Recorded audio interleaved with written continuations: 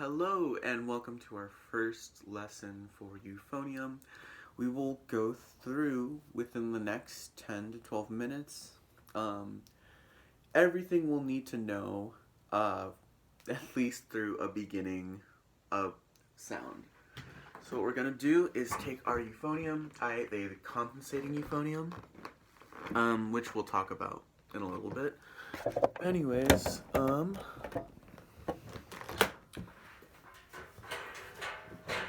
so a good rule of thumb is to always lay your euphonium down like this. You're opening it. And the case should look something like this. So you have two pieces, and it's going to be mouthpiece with your horn. So it's not going to be that hard. There's one spot right here where you're just gonna gently place it, give it a twist, and give it a nice check that it's nice and secure. And that's just how you're gonna put your euphonium together. It's just a two-piece instrument, and then you just in order to take it out. So unscrew it. So it is called a compensating euphonium because it has a fourth valve over here,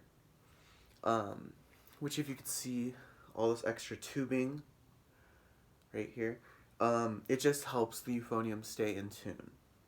So that's what compensating means. It's just extra tubing. So now we're going to put our euphonium down, take out our mouthpiece. Next, we will talk about embouchure. So, the mouthpiece for euphonium is a bit more natural, so it's just a bit bigger. If you've played the trumpet or you have any experience with a French horn or any sort of brass instrument, you're going to find that being on the euphonium is just a bit more natural just because of how much bigger the mouthpiece is. It just fits. So it just has more of a natural fit, which will just be better for our first sounds. So, talking embouchure, you're going to want to keep your lips, the corner of your lips engaged, and I like to think of a general like, not putting so much emphasis that we become tight, but we do want a bit of engagement in our corners. So just say and place the mouthpiece, and you're gonna want to keep it in the center for the most part.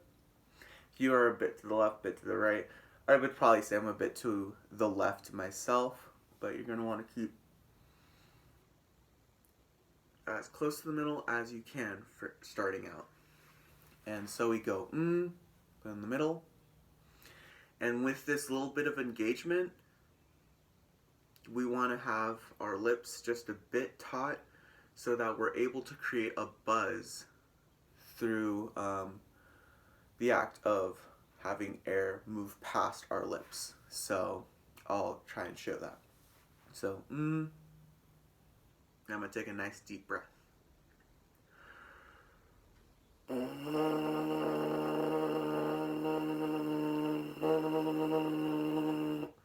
And you should be able to get some sound. And so now we're going to try it 5 times. You're just going to go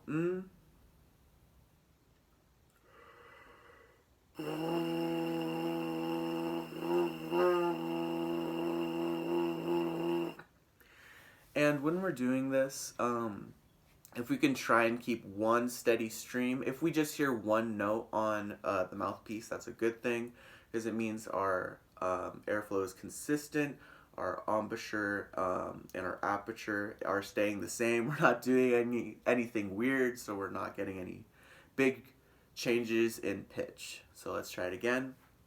Engage.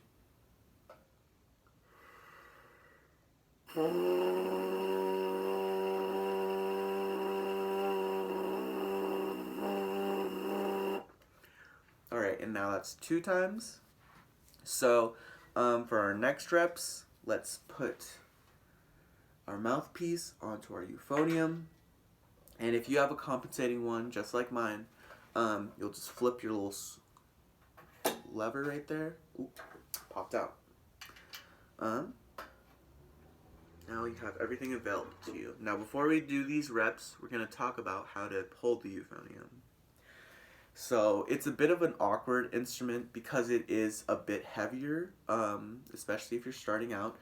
But you're going to want to bring the euphonium to you. You don't want any sort of crouching or any sort of weird thing that might collapse anything over here. So it's always important that you start with good posture, and what good posture means is that you're not collapsing anything and you're making everything as open as possible. So I am standing tall, I'm not slouched at all. I have my euphonium here.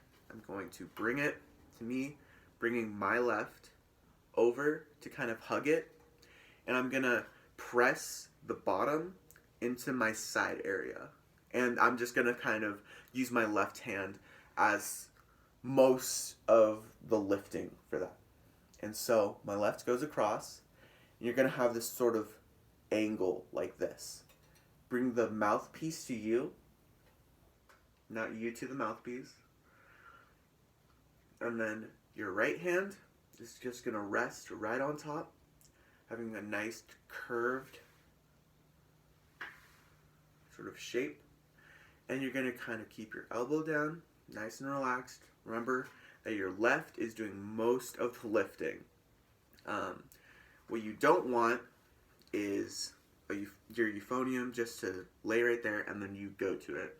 Because if you see with side point, my neck is just all out of whack and I'm collapsed and I'm just not going to be able to get any good sounds.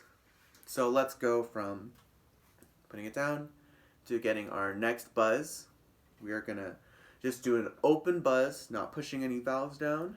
Let's go for our third rep. Side. Fingers.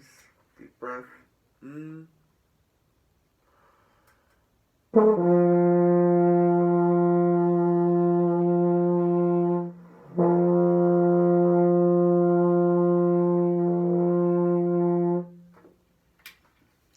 so, if you were matching pitch with me, that was an F.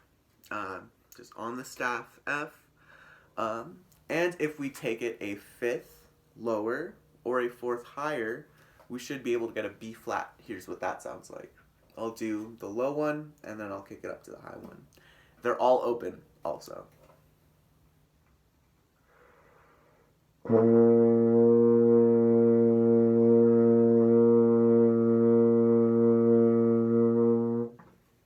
Alright, that was low B flat.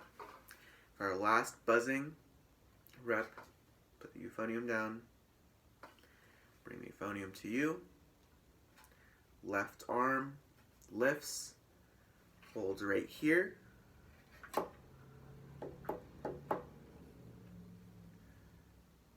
right hand rests on top, curved fingers, mouth placement, deep breath.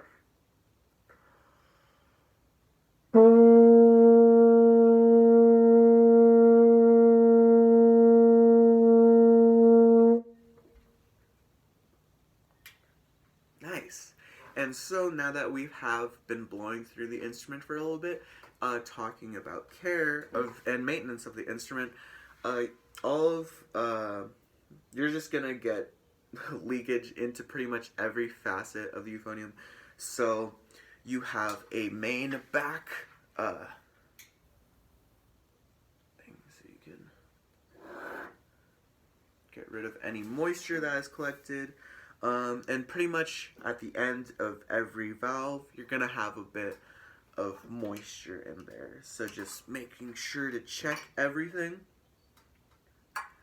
And it's important to keep your valves down whenever you're emptying your euphonium, because it could cause some air to back up into some of these areas, which could be really not good. I'm only going to show it for the sake of the video.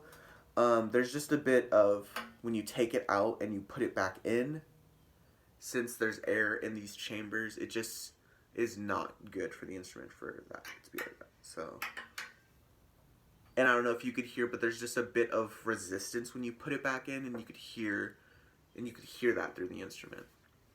But other than that, you will, to oil your valves, you will unscrew right here,